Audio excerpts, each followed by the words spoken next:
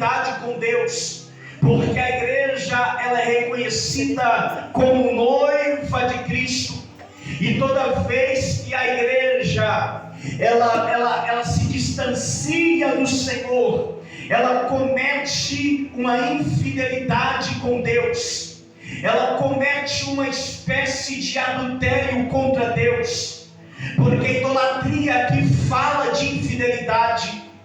Aleluia. Deus ele não divide a sua glória com ninguém. A glória que é dada para Deus, o dinheiro não toma, a posição na terra não toma. A glória devida para Deus é somente de Deus. E toda vez que o homem direciona a glória que era para dar para Deus e coloca ela, aleluia, em homens, em imagens, em coisas, em posições, eles entram por um caminho estreito e apertado, na qual Deus automaticamente começa a sair de perto e deixar o homem andar e quebrar a cara com as suas próprias pernas. Aleluia. Coisa dura é quando o homem ele tenta caminhar pela sua própria direção. Elias aqui ele é levantado porque o povo eles começam a se distanciar da presença de Deus, e não só da presença de Deus, como do culto. Quando a palavra de Deus fala aqui de altar, quando ela fala que o povo precisa pôr a sua vida no altar, ela fala não somente de um altar feito de pedras, mas também fala da sua vida, do seu caráter, da sua conduta. E é disso que Elias é levantado para tratar no meio daquele povo. Porque o povo, quando Deus abençoava, o povo adorava a Deus. Quando tinha chuva, o povo adorava a Deus. Mas quando Deus cessava o céu, quando Deus fechava a terra, a Bíblia vai dizer que o povo se distanciava da presença de Deus. Porque tem gente que não adora a Deus pelo que Ele é. Tem gente que só adora a Deus por conta do emprego que tem, por conta da esposa, do marido, do filho que tem. Eu vou falar nessa noite, tem gente que só adora a Deus porque a conta bancária está no azul. Tem gente que só adora a Deus porque o guarda-roupa tem roupa, porque na despensa tem alimento. Tem gente que só adora a Deus porque a mão dele está estendida sobre a tua casa, e por essa razão não está faltando nada. E por isso tem gente que adora a Deus, mas tem gente que quando Deus põe na prova, quando Deus permite, como permitiu na vida de Jó, vai lá, Satanás, pode tocar em tudo que ele tem, pode tocar que eu garanto, eu faço até uma aposta, aleluia, com as minhas palavras. Deus apostou na vida de Jó, dizendo: pode ir lá, pode tocar, pode tomar, porque eu sei que o meu filho Jó tem uma vida de conduta diante da minha presença. Aleluia. Jó tem um altar, e a Bíblia vai dizer que toda madrugada Jó deixava a sua esposa na cama e ia para o pé do altar sacrificar. Porque se a minha esposa pecou, porque se os meus filhos pecou, está aqui o meu sacrifício em prol da vida da minha casa. Aleluia. Jó tinha um altar. Aleluia. E quem tem altar preparado, e quem tem altar em ordem, não tem medo da crise, possibilidades da vida. Quem tem altar em dias, ele não tem medo que a enfermidade entre na tua casa, ou até mesmo a morte, porque ele sabe que se ele sair desta vida, os portais da glória estão abertos para receber o crente fiel. Glória a Deus, aleluia. Como está o teu altar aqui nessa noite? Como está a tua conduta aqui nesta noite? Deus te trouxe aqui para te perguntar como está o teu altar.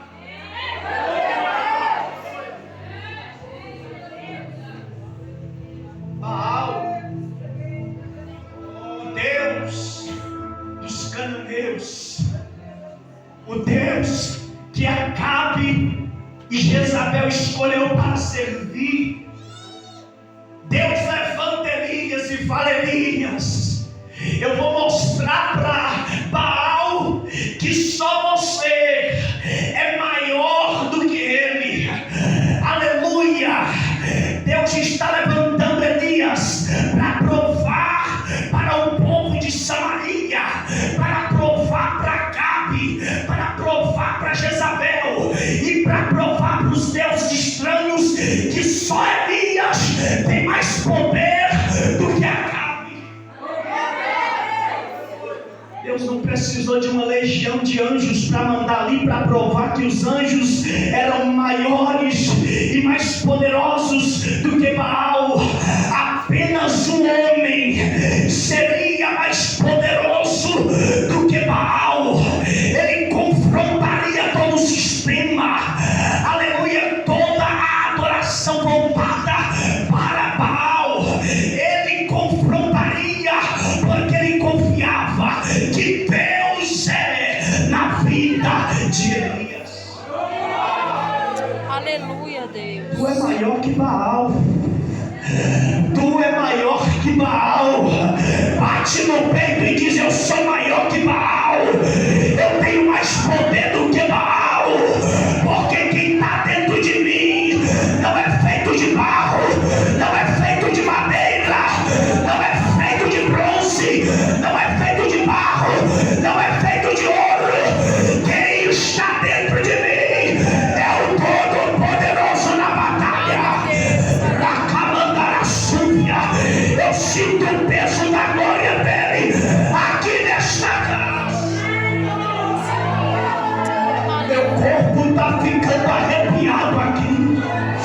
O meu corpo está trêmulo aqui, porque eu sinto o temor de Deus nesta casa. Glória a Deus, aleluia.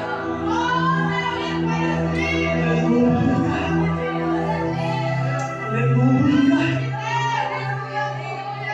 Só Elias. Só Elias. Imagina aí. Uma igreja como essa. Um povo desse tamanho. Imagina quanta gente Deus tem espalhada por esse mundo todo. Aleluia. E é interessante que Elias vai. Primeiro vai confrontar naquilo que o povo achava que Baal ele dominava. Porque Baal, segundo a mitologia, ele é conhecido como Deus da chuva. Aí ele vai falar: eu vou te mostrar que tu não é nenhum Deus de chuva. Tu é enganador, tu é falso. Vou mostrar que tu não é coisa nenhuma Deus de chuva. Ele vai dizer: segundo a minha palavra. Não foi segundo a palavra de Deus, do Espírito Santo, de anjos, de Jesus, não. Foi segundo a palavra de Elias, porque Elias sabia que ele sozinho era mais poderoso do que Baal. Segundo a minha palavra, os céus irão se cessar, não vai descer chuva e nem orvalho sobre a terra, segundo a minha palavra.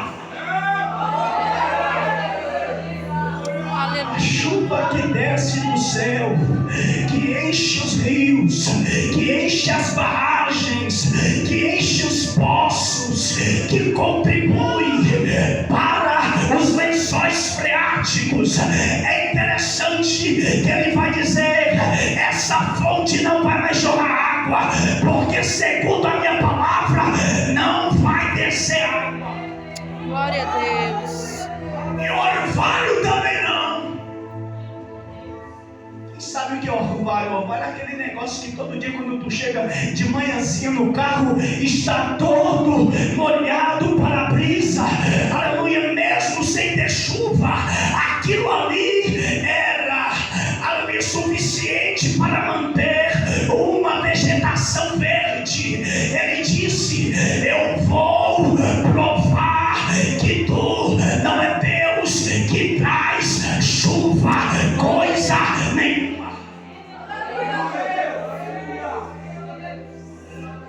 Confronta e mostra para ele que ele não é Deus de chuva. Aí ele vai para o Querite. Depois do Querite, ele vai para Sarepta, quintal da casa de Baal.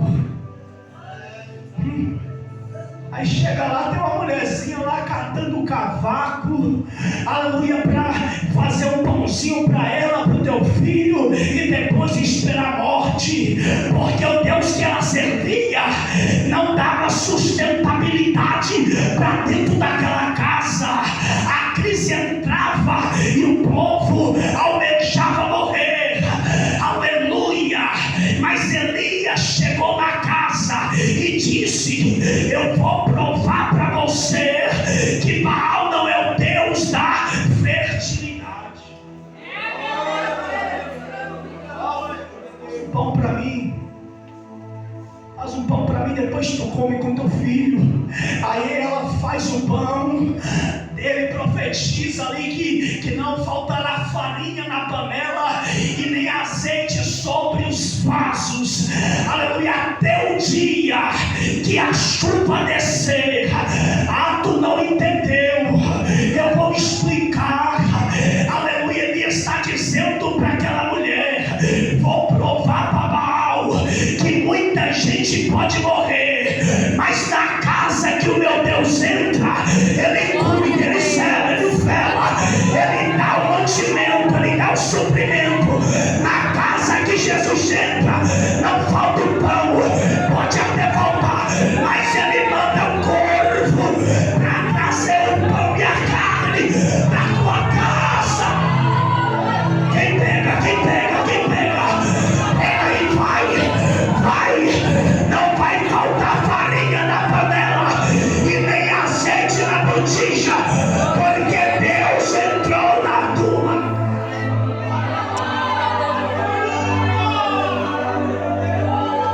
Ele entrou na tua casa. Um dia que a gente fala assim: não sei o que eu vou comer, não sei o que eu vou beber. De repente chega alguém e fala assim: senti de trazer esse mistério. Tu não está entendendo, mas é Jesus que entrou na casa. É Ele que está mantendo a tua vida. É Ele que está mantendo as tuas finanças. Aleluia. Glória a Deus.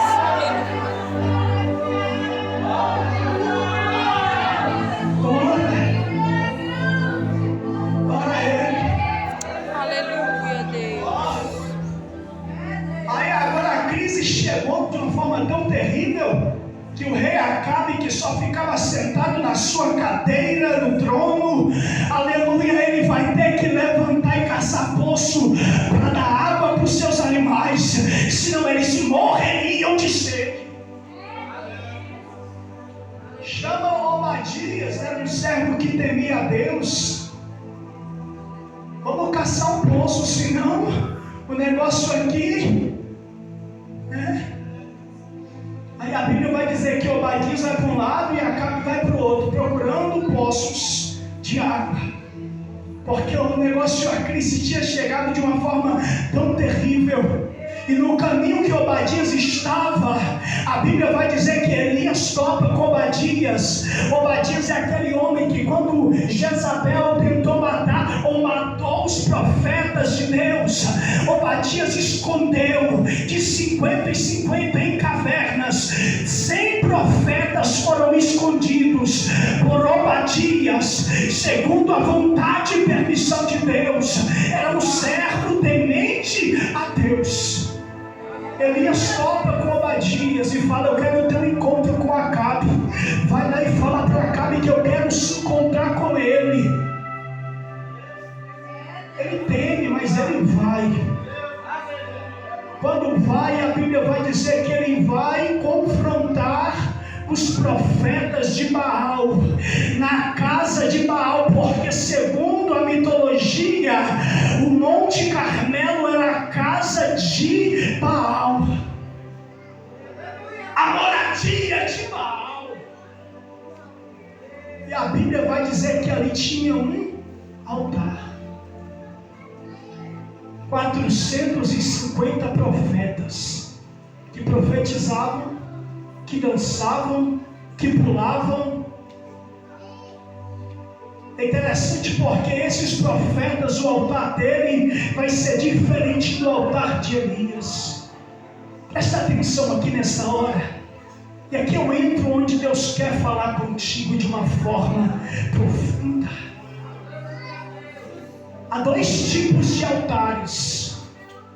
Há o altar quebrado e o altar organizado. A Bíblia vai dizer que o sacrifício era o mesmo. O culto, a liturgia do culto era a mesma. Mas a direção do culto não era a mesma, porque uma direção era para Baal e a outra direção seria para Deus. E a outra coisa que diferencia são os altares. A Bíblia vai dizer que eles, pela manhã, eles preparam o novilho para sacrifício, pedindo que descesse fogo sobre o altar. Eles oravam, eles clamavam a manhã todinha. Quem sabe começou pela manhã bem cedo e foi até o meio-dia, e foi orando, foi clamando, foi dançando, foi pulando. A Bíblia diz que eles se cortavam, o sangue descia, mas Acabe não respondia. Altar desorganizado. Gente que tem altar desorganizado e quebrado não tem resposta de Deus. Aprenda isso. Deus não responde gente que tem altar quebrado. Aleluia. Pode pular, pode cantar, pode bater tambor, pode fazer o que for. Se o altar estiver quebrado, não tem resposta de Deus.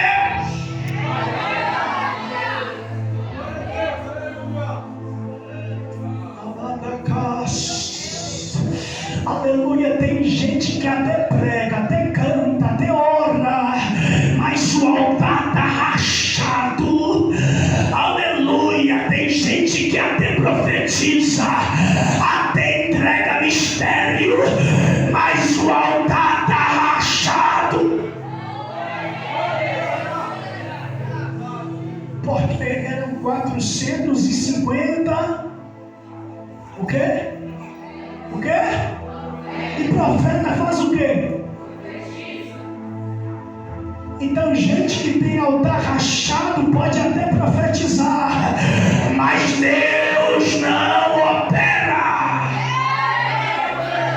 Meu Deus, é noite de fazer uma autoanálise, é noite de examinar a minha e a tua vida dentro da presença de Deus. Se tu achou que tu ia receber chave de carro aqui nessa noite, chave de casa, tu veio no lugar errado. Aqui tem conserto de Deus pra tua vida. Põe o altar em ordem.